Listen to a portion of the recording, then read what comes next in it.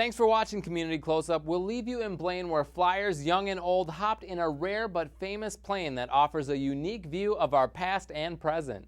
I'm Joe Nelson. We'll see you next time.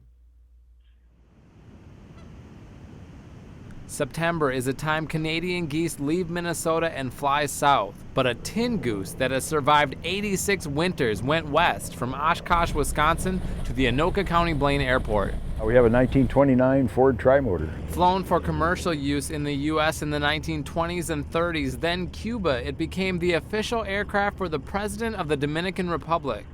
It was restored in the 1980s and hit the big screen in 1960 and again in 2009.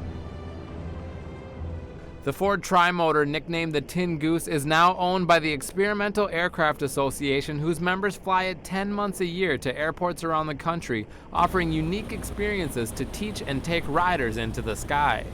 Flying for more than 50 years, pilot Ed Rush first took the reins of the last commercially used Trimotor in the 1970s.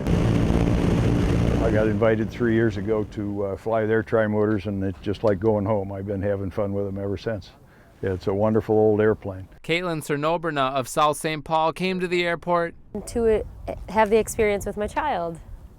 All for him, because I'm afraid of heights. Rush says it's his goal to share the upbringing of aviation, both on the ground and from above. I'm a history lover, especially in the area of aviation history.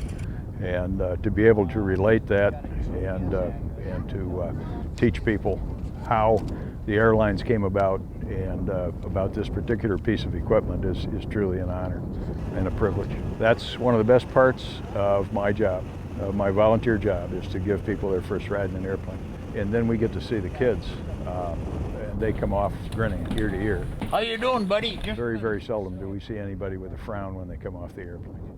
Put your thumb up like a pilot. There you go. Oh, everything's good. There we go. All right, good job. Thanks for riding with me. Just being up there in that small of a plane is a weird experience, so I would definitely recommend it.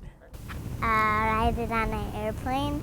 I liked it how it was up high. Mark Hewley says piloting the Trimotor offers a perspective that can't be matched. I fly for fun now. You know, to me, flying takes away the stress of daily life. You got a focus, so you got beautiful scenery, and you got a job, you know, and it's all yours. It's a soaring reminder of how flight took off. It represents a whole different era of aviation and really the beginning of what we know as passenger service today. In America, we complain about the silliest things. I had to sit on the runway for 40 minutes. And you're flying! Look out the window, it's crazy!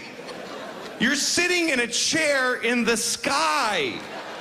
We look at air travel now as no different than an MTC bus or, you know, any other mode of mass transportation that, you know, you got to get there quick and you got to get there efficiently, and it shouldn't cost too much money. But then we wind about how much space we have and things like that on airplanes. Fly in a commercial airplane, you're so high all you see down below are the cloud decks until you're landing. When you fly in a general aviation aircraft, you can fly and you can see the countryside.